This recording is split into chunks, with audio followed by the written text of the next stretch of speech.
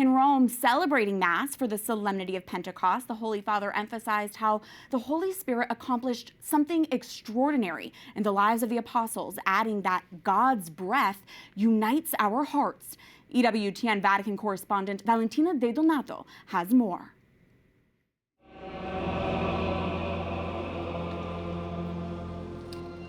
The Reign of the Rose Petals at the Pantheon in Rome is an ancient celebration that began when the pagan temple became a Christian church.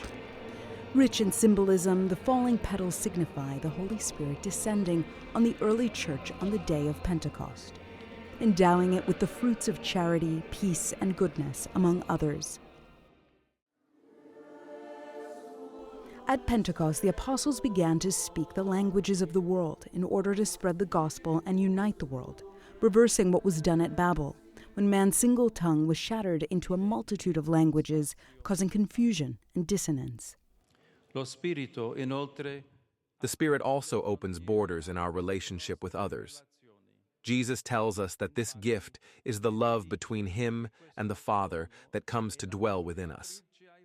We then become capable of opening our hearts to our brothers and sisters, overcoming our rigidity, moving beyond our fear of those who are different, and mastering the passions that stir within. The Holy Father reminded pilgrims in his homily during the Sunday Pentecost Mass that differences no longer were a reason for division and conflict, but rather a shared patrimony from which we can all draw. During the vigil of Pentecost in St. Peter's Square on Saturday evening that drew in pilgrims from more than 100 countries, part of the festivities for the Jubilee of ecclesial movements, associations, and new communities were held. After a pre-vigil consisting of prayer, song, and witness testimonies, the crowd of pilgrims was joined by Pope Leo, who led a liturgy of the world focused on the unity that is a gift of the Holy Spirit. The earth will rest, justice will prevail, the poor will rejoice, and peace will return.